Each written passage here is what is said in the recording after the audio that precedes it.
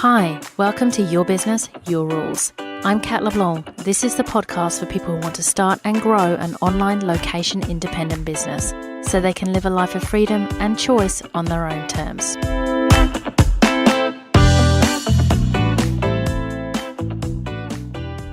Welcome to Your Business, Your Rules, episode 8. And today we're talking about all the ways you're going to get in your own way and what to do about them.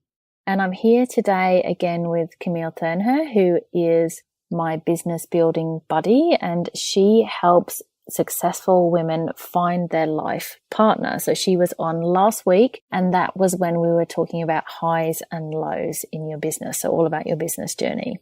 Welcome, Camille. Thanks for having me back. And I'm back with my husky voice today. I've got a bit of a cold, but that's all good. Yep, all good. Just add to the sex appeal, right? Exactly. Cool. Okay, so all the ways you're going to get in your own way. So this sounds potentially a little negative and something where it's like, can we even cover them all? If you're coming to business and relatively new, you might be thinking, well, what do you mean? I'm planning to power ahead here. If you've been in business a few years, you might be thinking, yep, know about that one. So what I want to do here is talk about why this is important, what can come up for you. We won't be able to talk about everything, and I'm excited in particular to talk about this with Camille because we have been through this business journey together and seen a lot between us. So we're definitely in a position to talk about all the ways of getting in your own way. So first of all, why is this important? So it's important because when you're working for yourself, you are completely obviously, and as it said in the sentence, working for yourself. So this role of a manager is no longer there, and you're going to become your own manager. And what that means is that you are going to take on the role of making sure that everything gets done, as well as being the person that does the doing. And what that means is that anything that can come up for you is going to get in the way of you potentially being a good manager. So what are your thoughts on that, Camille? I mean, this is massive. It's such a massive theme, and it was huge for me initially because I'm naturally not an overly structured person. Actually, I'm definitely not a structured person naturally. So it was really tricky for me to actually get into that space where I was managing myself properly, and there's still days where I'm not great at it, but it's such a huge challenge initially. For sure. And I think what's interesting with us as well is that we seem to experience the reverse of everything. So what I experienced was like my manager self, like I was a complete taskmaster. I didn't know when to stop myself working. Whereas you were, more in a space of procrastination. But as we'll talk about more in the episode, there are ways that we know that we're doing this and also ways that we don't know that we're doing this. So when we first start working for ourselves, we're excited because we don't have a boss anymore and we get to do things our way, and there's an incredible rush of freedom. And then kind of over a period of time, we kind of start to see how we're potentially getting in our own way. So let's talk about some of the ways that can happen. Definitely. With myself, I'm very much a social person. And initially, when I first started my business, I was actually networking too much. I was actually spending too much time catching up with people, networking, discussing potential joint ventures, but not actually getting that much stuff done. And you mentioned earlier on, we are very opposite. So I think, you were pretty much the exact opposite, but that was one thing I needed to learn, even though I felt like, I'm talking about the business, I'm meeting new people, things weren't getting done, and I needed to really cut down on that way. In a way, it was a distraction to actually getting stuff done, the things I didn't necessarily want to do. That's definitely one area I needed to work on. How long did it take you to realize that it wasn't necessarily productive? Because then from the outside, you could think, I'm meeting people, I'm setting up business deals, I'm doing work-related things. how long did it take you to realize that actually you're not? Maybe you're just having fun. Maybe you're disguising it as work. I mean, it's hard to tell without being there, but what was your experience of that? Great question. I actually think it took me about a year to realize what I was doing.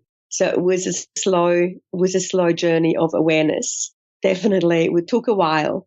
And it's interesting you share that, because I think the things that I did as well took me about a year to realize as well. So the things that I did were, I would work on a lot of details that could only have a minimal effect on my business. I would spend hours optimizing things on my funnels, or I'd spend ages, in the beginning, I spent ages on my website. I spent ages doing things I was familiar with. So I was familiar with tech. I was familiar with building things. I came from a programming background. So it was really easy for me to spend time there and avoid the things that felt scary to me, which in the beginning were sales. And probably that's your experience as well. All of this organization, creating different things probably was just an area that you didn't feel comfortable with. So you just avoided it where you could.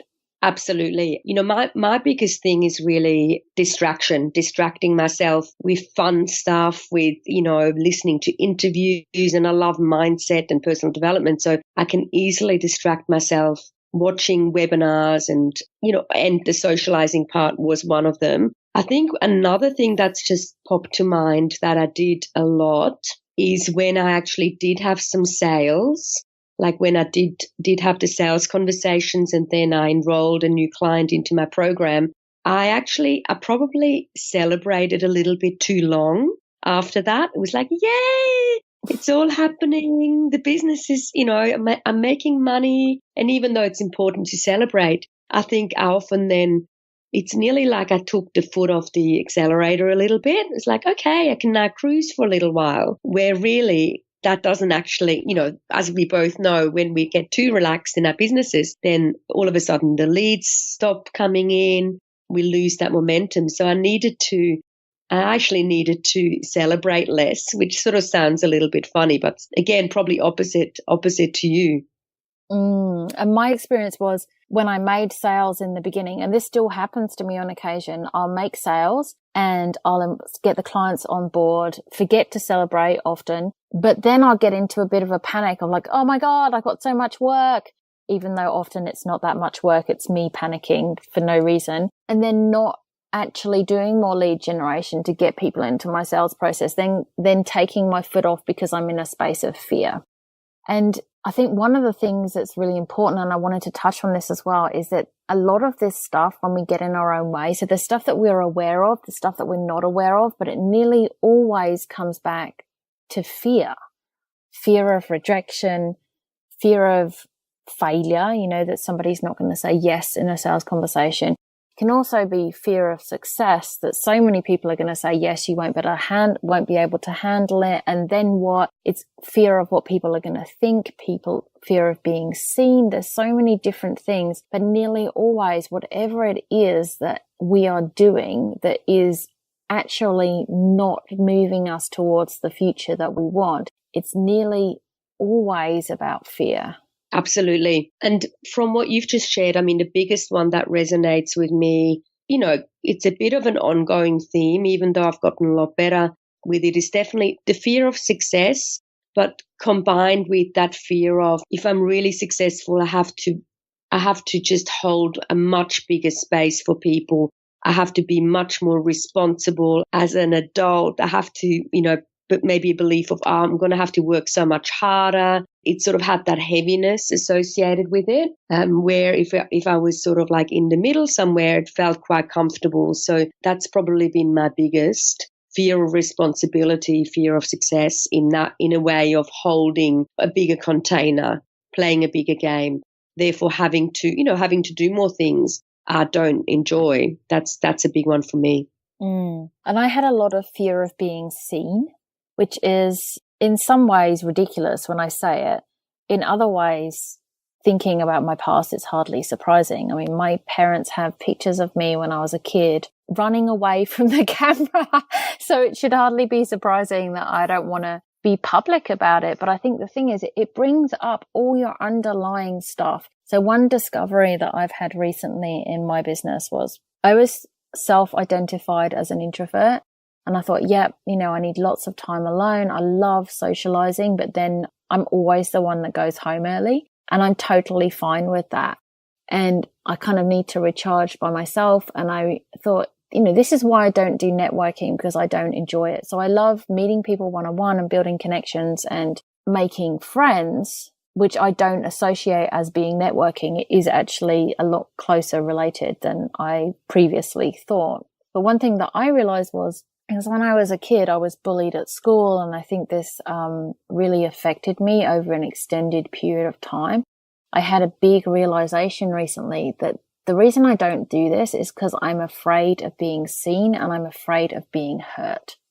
I'm afraid that, people are going to judge me or think this about me, or think, who does she think she is doing this, or these kinds of things. And when I've had the realization, then everything becomes clear and it takes away the fear of it. But when I didn't know what that was, it was kind of hidden to me, and I didn't know what my behavior was actually about, and I was rationalizing what I was doing. And I guess the thing that I really want to bring across to everyone listening is that business really is a self-development journey. Because, of course, I have so many clients that are new to business, I tell people this, but I think you can't really understand what it means until you've experienced it.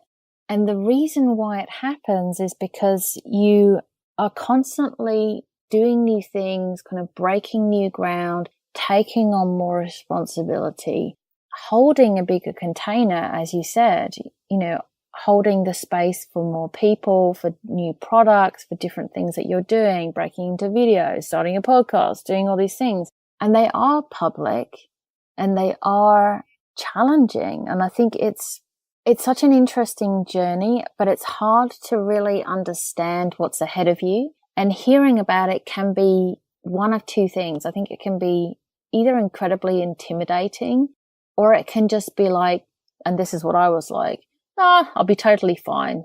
I'm not worried about that. I'm just going to do it my way. And you do it your way to a certain extent, but whatever your way is, there's always going to be growth. And through this growth comes all this uncovering of this stuff that you maybe never even knew you had.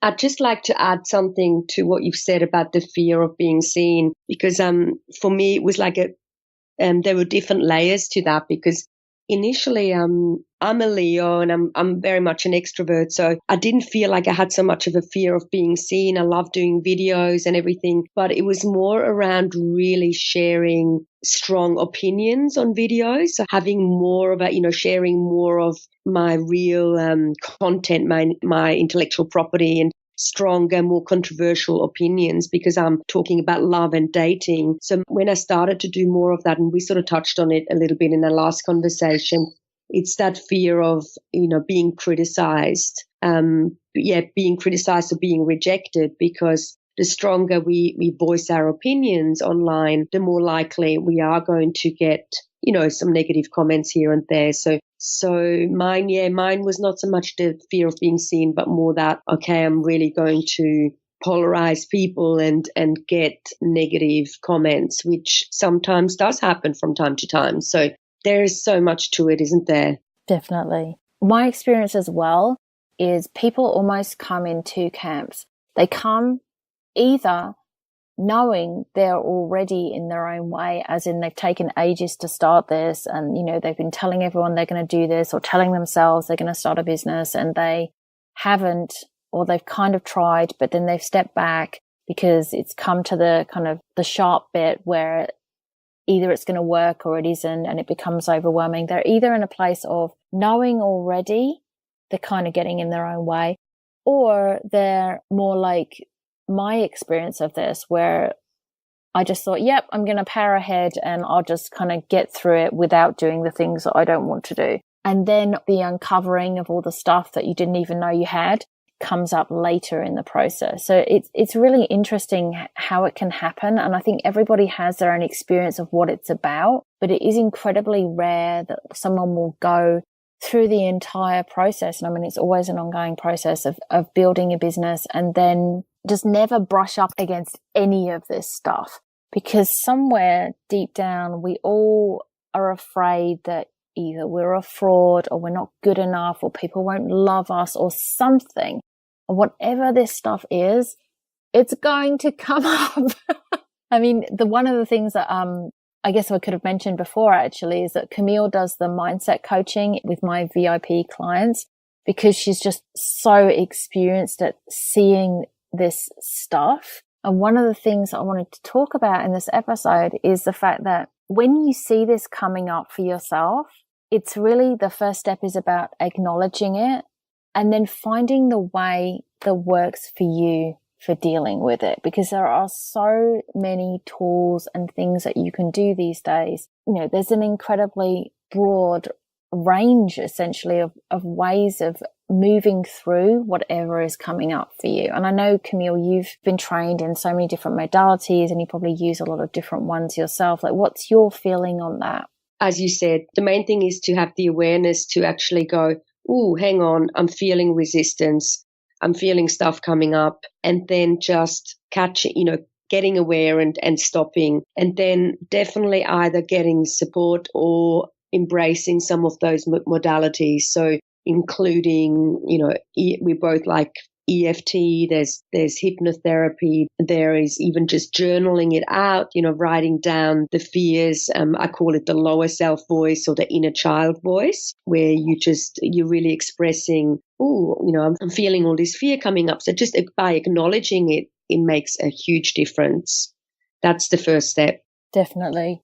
I mean, I love so many of these different modalities, and I think there's so many different ways of approaching them and different things work differently for different people. So I've had amazing experience with hypnotherapy. I have an incredible psychologist, and she helps me understand better what is going on for me. I also love kinesiology, all of the things where you can access your subconscious, because this is the thing. A lot of this stuff is, we know that it's running us, we know that it's going on, but we don't necessarily know how to access changing it. And some things you can do through repetition, awareness, and sometimes you need deeper tools to access that part of you. Maybe you need to clear something from the past. Maybe you need to work through certain experiences. But I think in this episode, we're really looking at what can come up is basically any beliefs that you have about yourself that you've, come to believe to be true through varying experiences in your life. And then how you deal with them first of all, this awareness, and then finding a modality that's going to enable you to move forward. And definitely not, which was my tactic in the past, just burying your head in the sand. Because my tactic in the beginning was, I'm just going to work through this. Nothing beats hard work. I'm just going to work through this and the results will come. And the results will come, but you really, really are going about it the hard way. What didn't work with that approach for you? I think it might be interesting. Yeah. I mean, I just kept hitting wall after wall after wall. I just wasn't getting where I thought I should be going, given the stuff that I was doing. My experience was a lot of stuff from my past and in my personal life was just building up inside of me to the point where I realized, I think I really have a serious problem and I need to go and get this sorted out. And because I'm English as well, this doesn't help, right? So because I'm English, I really felt and I remember this. I remember when I was growing up and we first started getting, American TV shows, and there was Frasier and Friends and stuff. And people would have shrinks. And I was like, wow, these people are so self-interested or self-obsessed. Why does everyone need to go and do this? And I honestly couldn't get it. And the reason I couldn't get it was because I wasn't operating in a world where people were really looking inside of themselves and trying to, and I don't want to say improve themselves because it's not about being broken and then fixing yourself, but they were trying to work through their stuff, basically. And I mean, admittedly, I was a kid when I was watching those shows, but I think that idea stuck with me that that's for people with problems and I don't have problems. And what my kind of experience led me to understand was everyone has this stuff going on for them, and life is an awful lot easier, and you will also be an awful lot more successful if you actually deal with that part of yourself. So my method was always push through until push through didn't work anymore. And this may not be the case for everybody. I think different people can get to different levels without dealing with their emotional stuff. But certainly for me, I just kept hitting a wall. Like I couldn't get past a certain income level. And even though I felt like every day I'm getting up and I'm doing all the right things. So it really was a case that coming back to the very first episode of Your Business, Your Rules, it's basically business strategy, mindset, and your drive, which is going to move you ahead. And I had the strategy, the work ethic, the drive, and my mindset it was just fighting me every step of the way. Love that. I think another thing I'd like to add, which I think is absolutely key to this whole mindset piece, is to actually daily connect to the bigger vision, the bigger why of why you're actually doing this business. And generally speaking, my belief is that our vision needs to always be bigger than our fears. So if our vision is not big enough, the fears can easily take over. But if we daily connect to, okay, why do I want to create this empire? Why do I want to make another $100,000, a year or a month or whatever it may be? Why is that important? What will it give you? You're more likely to then also want to do the inner work and embrace the fears to push through and to continue growing. Yeah. Would you say that resonates for you too? It does. And I mean, now I do that work. I think for me, I wasn't at the time. I knew why this was important to me. I hadn't come to the realization that I actually need to do some inner work. That was a really big breakthrough for me, that I really had no awareness of that world at all when I started. And it just looked like a whole bunch of fluffy, I don't know what in the beginning, it really made very little sense to me. I couldn't wrap my head around it. But once I started to do that work, things definitely shifted for me. And I think you hit a ceiling wherever that is for you personally. And then it comes to a place of where you need to start doing that work. And the more that I dive into this and the more successful people I know, the more I see that vast majority of them are doing a lot of that kind of work. Because it really comes back to that whole idea that you are the weakest link, and the way that you carry your business, your life, every element of what's important and what success means to you is how you improve. I want to say your capability, but it's not really your capability. It's to do with that space holding that you spoke about, how big a game can you play? And that is all about who you believe you are and what you're capable of. Absolutely. And how you turn up on a daily basis. It's ongoing. Yeah. So much juiciness. Awesome. Thank you so much for sharing, Camille. And yeah, I hope that this conversation has been helpful to you listening. Essentially, what we're saying is stuff is going to come up.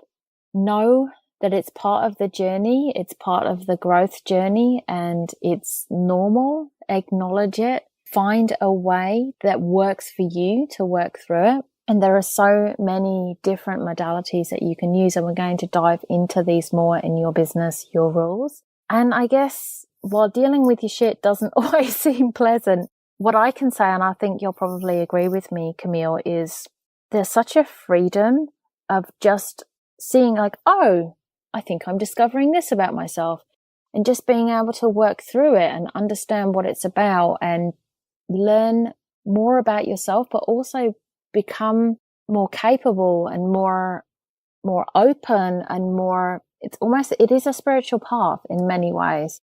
So I think there's so much to be gained from going down this entrepreneurial path. And I think for me, this spiritual personal growth aspect has been completely unexpected, yet truly the biggest outcome of all of this. Amazing. Yes, I think just one more little thing I'd like to add. I totally agree. I think it's such a rich journey, and similar to what we've mentioned last time we chatted, it's never boring. It is really rich and dynamic, and I agree, there's actually so much reward to be had from diving deeper, and then there's a lot of freedom that comes with it. Awesome. Thank you so much for being here, Camille. And thank you for listening to this episode of Your Business, Your Rules. Thanks for listening to Your Business, Your Rules. I'm Kat LeBlanc. If you like this show, I'd love you to subscribe, share, and leave a review on iTunes. And if you'd like to continue the conversation, head over to my website at katleblanc.com. Until next time.